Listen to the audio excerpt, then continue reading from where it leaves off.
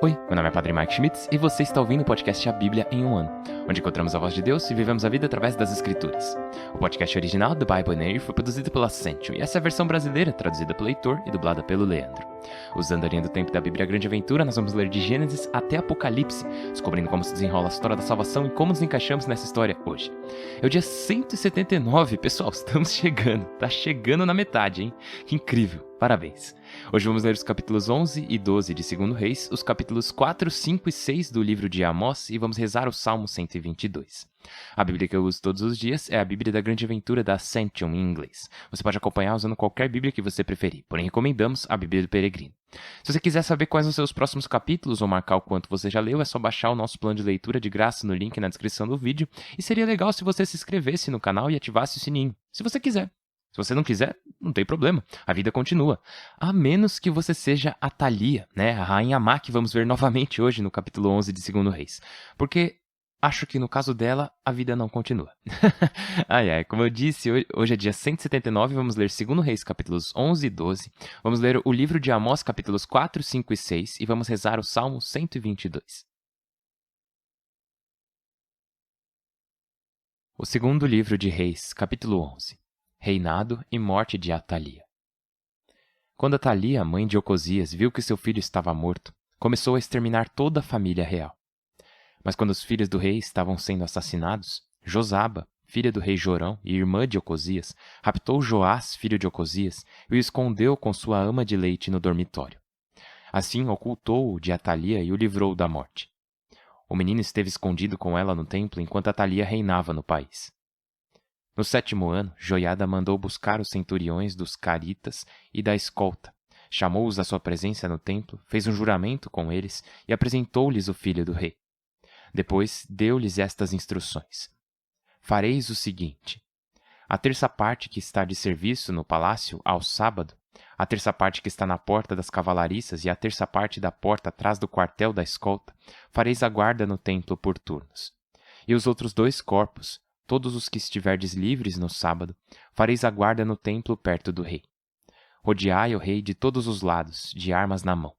Se alguém quiser meter-se entre as fileiras, matai-o.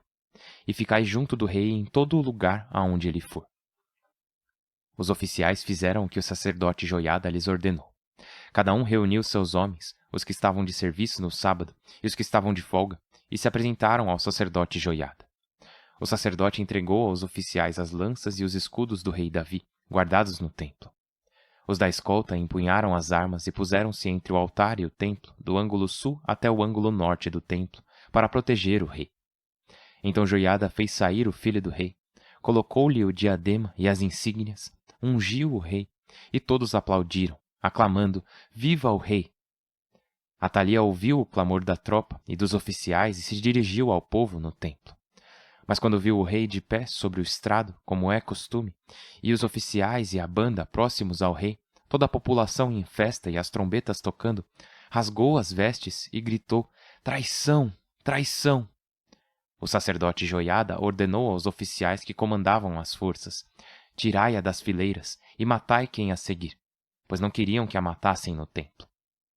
Eles foram empurrando-a com as mãos, e quando chegava ao palácio pela porta das cavalariças, aí a mataram. Joiada selou a aliança entre o Senhor e o rei e o povo, para que este fosse o povo do Senhor. Toda a população se dirigiu depois ao templo de Baal. Eles o destruíram, derrubaram seus altares, trituraram as imagens e diante do altar degolaram Matã, sacerdote de Baal. O sacerdote Joiada pôs guardas no templo, e depois com os centuriões, os caritas, os da escolta e toda a população, fizeram o rei descer do templo e o levaram ao palácio pela porta da escolta. E Joás sentou no trono real. Toda a população fez festa e a cidade ficou tranquila. Tinham matado Atalia, a espada, no palácio. Capítulo 12. Joás de Judá, de 835 a 796. Quando subiu ao trono, Joás tinha 7 anos. Era o 7º ano de Jeú, e reinou em Jerusalém 40 anos. Sua mãe chamava-se Sebias, natural de Bersabeia. Joás fez sempre o que o Senhor aprova, seguindo os ensinamentos do sacerdote Joiada, mas não desapareceram as capelas dos lugares altos. O povo continuava oferecendo aí sacrifícios e queimando incenso. Joás disse aos sacerdotes: todo o dinheiro das coletas do templo, o dinheiro do recenseamento, o dos impostos segundo a tarifa pessoal e o das ofertas voluntárias, seja recolhido pelos sacerdotes por meio de seus ajudantes, para restaurar as falhas do templo. Contudo, no 23º ano do reinado de Joás, os sacerdotes ainda não haviam restaurado as falhas do templo. Então Joás convocou o sacerdote Joiada e os outros sacerdotes. Ele lhes disse: por que ainda não restaurastes as falhas do templo? A partir de hoje, não ficareis com o dinheiro recebido por meio de vossos ajudantes. Devereis entregá-lo para as falhas do templo. Os sacerdotes aceitaram não receber dinheiro do povo, nem encarregar-se de restaurar as falhas do templo. O sacerdote Joiada pegou um cofre, fez nele um buraco na tampa e o pôs junto do altar, do lado direito de quem entra no templo. Os sacerdotes porteiros punham aí todo o dinheiro que era trazido ao templo. Quando viam que havia muito dinheiro no cofre, o secretário real subia com o sumo sacerdote, o esvaziavam e contavam o dinheiro que havia no templo. Depois entregavam o dinheiro já contado aos mestres de obra encarregados do templo para pagar os carpinteiros e pedreiros que aí trabalhavam, construtores de muro e cortadores de pedra, para comprar madeira e pedra de cantaria, para restaurar as falhas do templo e para todas as despesas de manutenção do edifício. Com o dinheiro trazido ao templo não se faziam bacias de prata, facas, aspersórios, trombetas nem qualquer utensílio de ouro ou de prata para o templo. Entregavam o dinheiro aos mestres de obra e com ele restauravam o edifício. E não se pediam contas àqueles a quem se encarregava o dinheiro, pois agiam com honradez. O dinheiro dos sacrifícios penitenciais e dos sacrifícios pelo pecado não ia parar no templo, mas era para os sacerdotes. Nessa ocasião, Hazael, rei da Síria, atacou Gate e a conquistou. Depois voltou-se para atacar Jerusalém. Joás, de Judá, porém, recolheu todas as ofertas votivas dos reis de Judá, seus predecessores, Josafá, Jorão e Ocosias, suas próprias ofertas, além de todo o ouro que havia no tesouro do templo e do palácio real, e o enviou a Hazael da Síria, que se afastou de Jerusalém. Para mais dados sobre Joás e seus empreendimentos, vejam-se os anais do reino de Judá.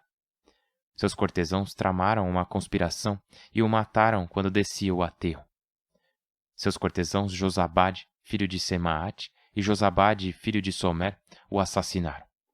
Foi enterrado com seus antepassados na cidade de Davi, e seu filho Amazias reinou em seu lugar. O livro do profeta Amós, capítulo 4. Escutai esta palavra, vacas de Bazã, no monte da Samaria. Oprimis os indigentes, maltratais os pobres, pedis aos vossos maridos, traze de beber. O Senhor jura por sua santidade, chegará a hora em que vos agarrarão com arpões, e a vossos filhos com ganchos. Sairá cada uma pela brecha que tiver à frente, e vos atirarão no esterco, oráculo do Senhor. Ide a Betel pecar, em Gilgal multiplicai os pecados. Oferecei pela manhã vossos sacrifícios, e em 3 dias vossos dízimos. Oferecei ázimos, pronunciai a ação de graças, anunciai dons voluntários, pois é disso que gostais, israelitas. Oráculo do Senhor. Lições inúteis. Embora vos tenha dado em vossos povoados dentes que não foram usados, caréstia de pão em todos os vossos lugares, não vos convertestes a mim. Oráculo do Senhor. Embora eu tenha retido para vós a chuva 3 meses antes da ceifa, fiz chover num povoado e não em outro, num campo choveu, outro sem chuva secou. De 2 ou 3 povoados iam a outro para beber água, e não se fartavam. Não vos convertestes a mim, oráculo do Senhor. Eu vos feri com aridez e praga, sequei vossos pomares e vinhedos, vossas figueiras e olivais. O gafanhoto devorou, mas não vos convertestes a mim, oráculo do Senhor. Eu vos enviei a peste egípcia, matei pela espada vossos jovens com o melhor de vossa cavalaria, fiz subir ao vosso nariz o fedor de vosso acampamento, mas não vos convertestes a mim, oráculo do Senhor. Eu vos enviei uma catástrofe tremenda, como a de Sodoma e Gomorra, e fostes como tição tirado do incêndio, mas não vos convertestes a mim, oráculo do Senhor. Por isso, vou te tratar assim, Israel. E porque assim vou te tratar, prepara-te para encarar teu Deus. Ele formou as montanhas, criou o vento, descobre os pensamentos do homem, fez a aurora e o crepúsculo, e caminha sobre o dorso da terra. chama-se Senhor, Deus dos Exércitos. Capítulo 5. Lamentação pela casa de Israel. Escutai esta palavra que entoo por vós, uma lamentação pela casa de Israel. A donzela de Israel caiu para não se levantar, está jogada no chão e ninguém a ergue. Pois assim diz o Senhor à casa de Israel: a cidade de onde partiram 1000 ficará com 100, de onde partiram 100 ficará com 10. Culto e justiça. Assim diz o Senhor à casa de Israel: buscai-me e vivereis. Não busqueis Betel, não deveis ir a Gilgal, não vos dirijais a Bersabeia, pois Gilgal irá cativa e Betel se tornará Bet-Aven. Buscai o Senhor e vivereis. Senão, a casa de José penetrará como fogo e inextinguível devorará Betel. Primeiro, ai, justiça nos tribunais. Ai dos que convertem a justiça em veneno e arrastam pelo chão o direito. Odeiam os fiscais do tribunal e detestam quem depõe com exatidão. Pois por ter oprimido o indigente, exigindo-lhe um tributo de trigo, se construirdes casas de cantaria, nelas não habitareis. Se plantardes vinhas seletas, não bebereis seu vinho. Conheço bem vossos muitos crimes e inumeráveis pecados. Espremeis o inocente, aceitais subornos, atropelais os pobres no tribunal. Por isso se cala então o prudente, porque é um momento perigoso. Buscai o bem, não o mal, e vivereis. E estará realmente convosco, como dizeis, o Senhor Deus dos Exércitos. Odiai o mal, amai o bem, instalai no tribunal a justiça. Talvez o Senhor Deus dos Exércitos tenha piedade do resto de José. Assim diz o Senhor Deus dos Exércitos: em todas as ruas há luto, em todas as ruas gritam, ai, ai. Os camponeses chamam para o lamento e o luto os experientes em lamentações. Em todas as vinhas haverá luto quando eu passar entre vós, diz o Senhor, que criou as Pleiades e o Órion. Converte as sombras em aurora, o dia em noite escura. Convoca as águas do mar e as derrama sobre a terra. Seu nome é o Senhor. Lança destruição contra a fortaleza e a destruição atinge a praça forte. Segundo ai, culto e justiça. Ai dos que anseiam pelo dia do Senhor. De que vos servirá o dia do Senhor se é tenebroso e sem luz? Como quando alguém foge do leão e topa com o urso, ou se mete em casa, apoia a mão na parede e a serpente o morde. Não é tenebroso e sem luz o dia do Senhor, escuridão sem resplendor? Detesto e rejeito vossas festas, não me aplacam vossas reuniões litúrgicas. Por mais holocaustos e ofertas que me trouxerdes, não os aceitarei, nem olharei vossas vítimas gordas. Tirai de minha presença o barulho dos cantos, não quero ouvir a música da cítara. Que o direito flua como a água, e a justiça como arroio perene. Acaso no deserto, durante 40 anos, me trazíeis ofertas e sacrifícios, casa de Israel? Tereis de transportar Sacute e Caivã, imagens de vossos deuses astrais, que fabricastes para vós, quando eu vos desterrar para além de Damasco, diz o Senhor, Deus dos Exércitos. Capítulo 6. Terceiro ai, luxo e riquezas. Ai dos que se fiam de Sião e confiam no monte de Samaria. Os indicados como chefes de nações aos quais acorre a casa de Israel. Ide a Calane e observai. Daí segui para Emate, a grande, e descei a Gate da Filisteia. Valeis mais que esses reinos? É mais extenso o vosso território? Quereis espantar o dia funesto, aplicando um cetro de violência.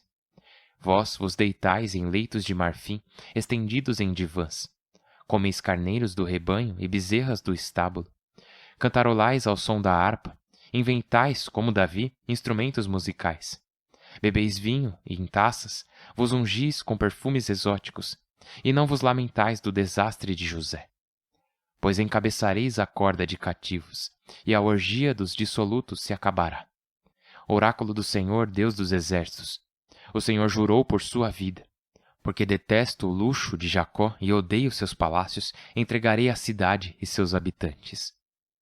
O Senhor deu ordens de reduzir a escombros as mansões e a cacos os casebres. E se restarem 10 homens numa casa, morrerão. O tio e o incinerador virão tirar os ossos da casa. Alguém dirá ao que está no canto da casa: sobra algum? Ele responderá: nenhum. E ele dirá: shh, pois não é hora de pronunciar o nome do Senhor. Correm os cavalos pelos penhascos? Pode-se arar com vacas?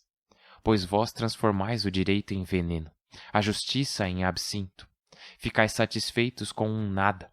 Gloriai-vos de ter conquistado Carnaim com vosso esforço.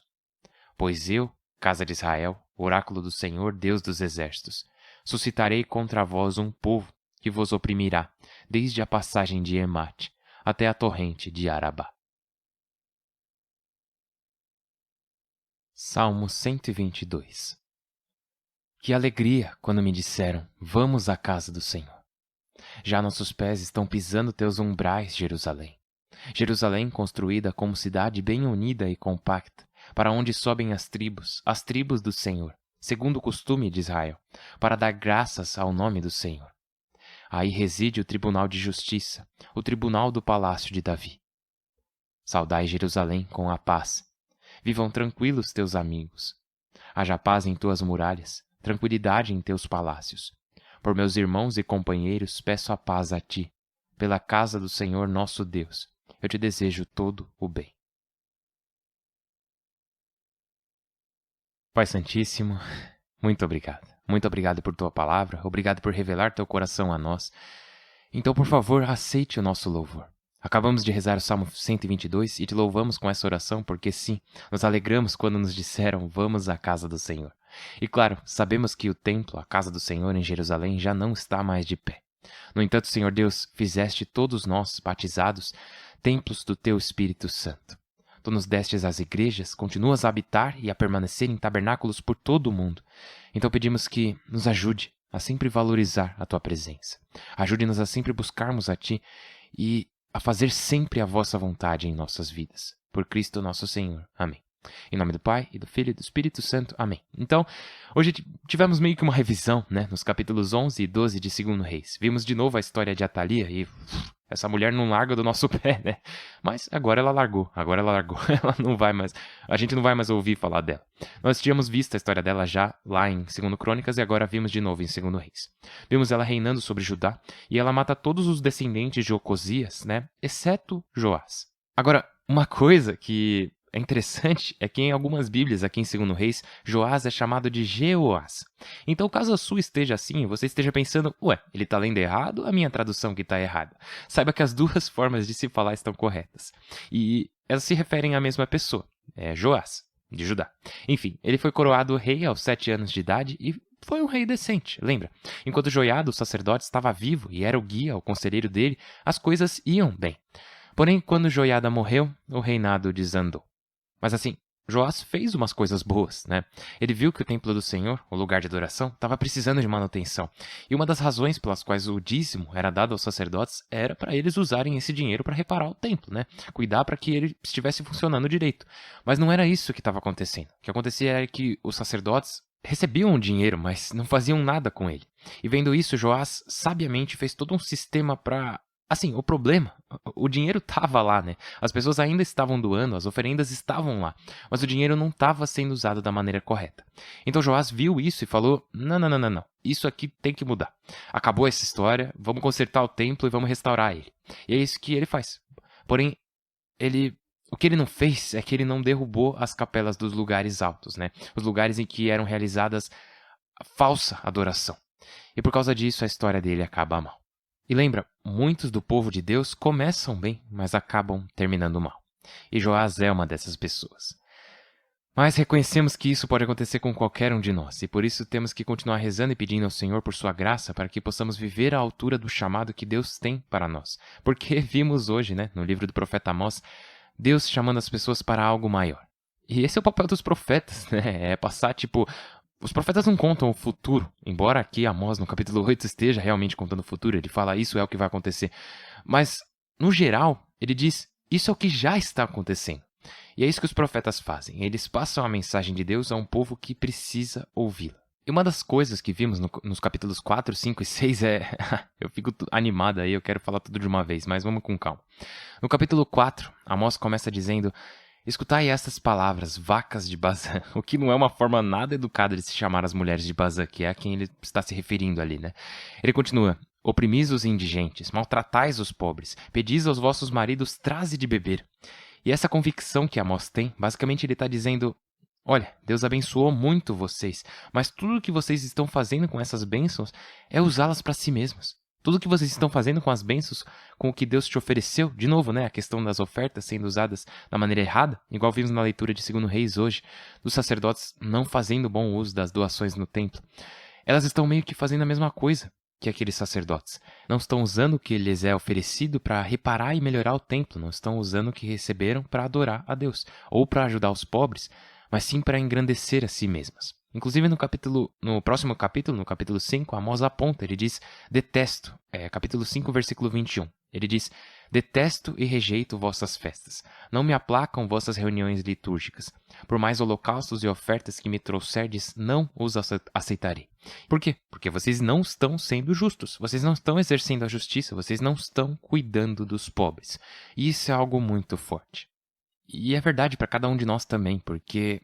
nossa, e assim, tenha em mente que em Israel, eles não estavam adorando a Deus da maneira que deveriam. E mesmo assim, Deus meio que está dizendo: olha, talvez se vocês estivessem adorando da forma errada, mas tentando acertar, sabe, com o coração no lugar certo, ajudassem as pessoas ao seu redor, cuidassem dos pobres, talvez eu até aceitasse, mas nem isso vocês estão fazendo. Inclusive, no capítulo 6 continua, diz lá: ai dos que se fiam de Sião e confiam no monte da Samaria. E depois, começando no versículo 4, diz: vós vos deitais em leitos de marfim, estendidos em divãs. Comeis carneiros do rebanho e bezerras do estábulo, cantarolais ao som da harpa, inventais como Davi instrumentos musicais, bebeis vinhos em taças, vos ungis com perfumes exóticos e não vos... Já a gente continua nessa parte do não vos, mas eu queria destacar essa parte aqui que fala: vós vos deitais em leitos de marfim, estendidos em divãs. Ele está falando de conforto, né? De que, cara, pensa, vivemos em um mundo em que controlamos até a temperatura dos ambientes. Tá muito frio, vou ligar o aquecedor. Tá muito quente, vou ligar o ar-condicionado. Se minha cama tá muito dura, eu compro outra. Comemos carneiros do rebanho e bezerras do estábulo, né? Não comemos qualquer comida, mas sempre comemos as melhores. Cantarolamos ao som da harpa, que assim, às vezes não é nem intencionalmente, mas sempre precisamos estar entretidos com alguma coisa, uma música no fone ou a TV ligada, mesmo sem você estar assistindo. Às vezes, essas coisas te lembram alguém.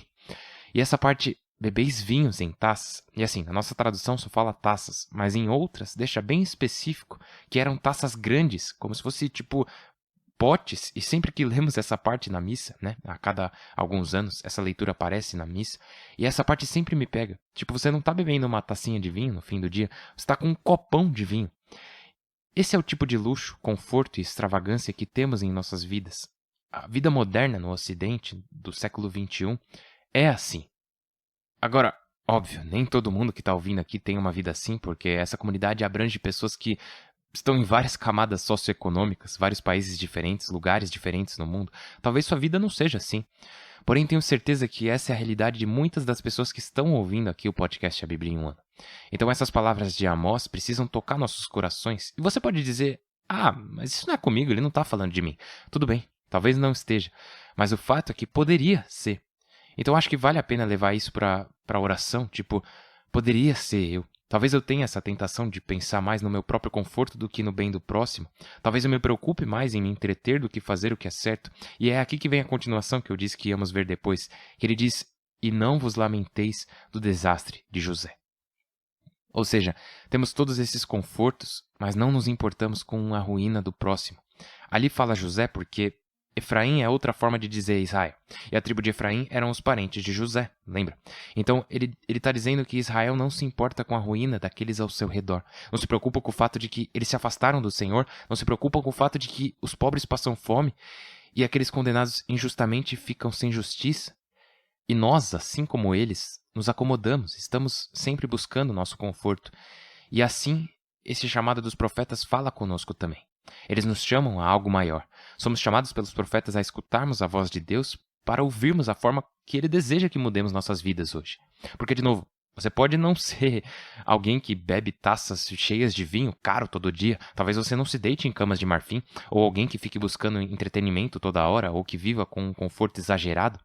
Mas sempre, sempre tem algo em nossas vidas que nos leva a ignorar a situação daqueles ao nosso redor. Por isso precisamos das palavras dos profetas, né? E o profeta que Deus nos deu para escutar nesse momento é o profeta Amós. Para dizermos, tá bom, onde, Senhor? Em qual área da minha vida o Senhor está me pedindo para abrir meus olhos, para perceber as necessidades das pessoas ao meu redor, para não ignorar, mas sim ouvir os clamores daqueles ao meu redor, para enxergar a Ti neles e Te servir e Te louvar ao ajudar os mais necessitados, glorificar a Ti ao ajudar aqueles que precisam de mim, de nós, né? Porque é isso. Madre Teresa uma vez disse, se não temos paz é porque esquecemos que pertencemos uns aos outros. Acho que não é a primeira vez que eu compartilho essa citação, mas vale a pena lembrar. Se não temos paz é porque esquecemos que pertencemos uns aos outros. Se não temos justiça é porque esquecemos que pertencemos uns aos outros. Porém, Deus continua enviando seus profetas, continua enviando profetas em nossas vidas para dizer, olha, você vai voltar agora? Você vai voltar para mim? Porque o tempo é curto e a eternidade é longa. Então vamos voltar para o Senhor enquanto ainda há tempo. Eu estou rezando por você, por favor, rezem por mim, porque eu também preciso. Eu preciso dos profetas na minha vida também, para que eles tragam a palavra de Deus até meu coração. Eu preciso da graça de Deus para purificar o meu coração, para que ele não olhe para mim e diga, olha, eu detesto as suas festas, eu rejeito a maneira como você está me adorando. Eu quero dar a Ele todo o meu coração e eu quero que você dê a Ele todo o seu coração também. Então estou rezando por você, como eu disse, né? Por favor, reze por mim. Meu nome é Padre Mike, eu mal posso esperar para te ver amanhã. Deus abençoe.